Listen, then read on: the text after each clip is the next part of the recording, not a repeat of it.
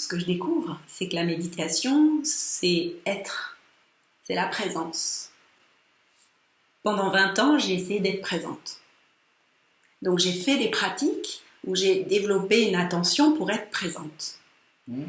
Et puis ces 3 dernières années, j'ai découvert qu'en fait, j'étais tout le temps présente, mais qu'il y avait en moi des mécaniques pour m'en extraire.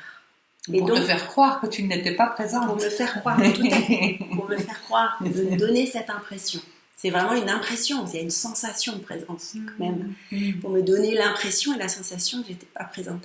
Pour moi, ça a inversé complètement le truc, c'est que j'ai compris que j'avais pas d'efforts à faire pour être présente, mais que je faisais à chaque instant des efforts pour sortir de la présence. Ah oui, c'est intéressant. Et ça a été, ça a été incroyable, parce que du coup, la pratique était très différente. Il n'y avait plus qu'à regarder. Alors, de fait, je le faisais déjà. Je regardais les mécanismes qui m'empêchaient d'être présente.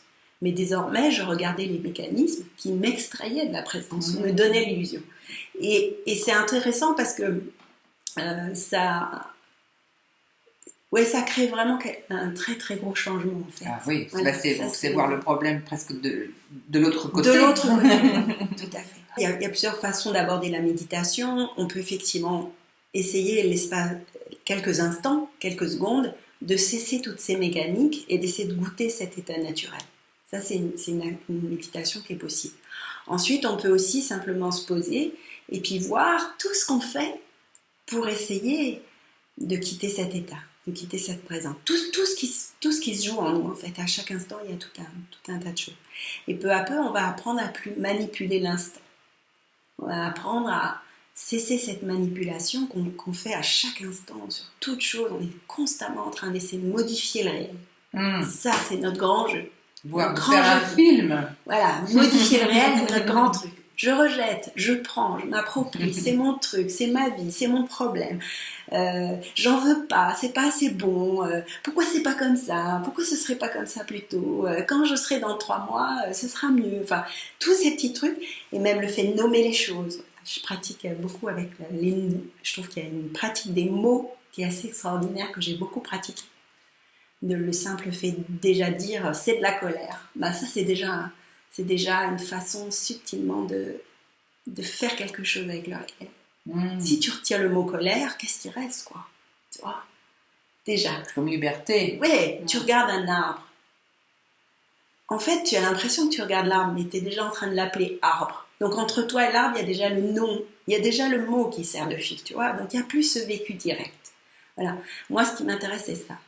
C'est plus le vécu est direct, plus la vie est libre.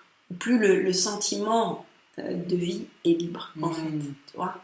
Et c'est beaucoup ça qui m'a interpellée ces trois dernières années. C'est la différence entre un vécu direct, qui est même plus que direct, parce que c'est vraiment la vie est là. Tu vois? Il n'y a pas de commentaire, en fait. Ouais, c'est un truc, c'est physique, c'est là. C'est difficile d'expliquer. C'est indicible. C'est indicible. Et puis, tac, ça y est, je suis encore quelqu'un qui vit sa vie. Ah, c'est sympa, là. T'es quelqu'un qui vit sa vie. Bon, puis pouf, il n'y a plus que la vie, tu vois. C'est un truc très, très, très, très subtil. Et en même temps, moi, qui me passionne, et ce que je trouve merveilleux, c'est que ces pratiques-là permettent vraiment d'explorer ça, quoi.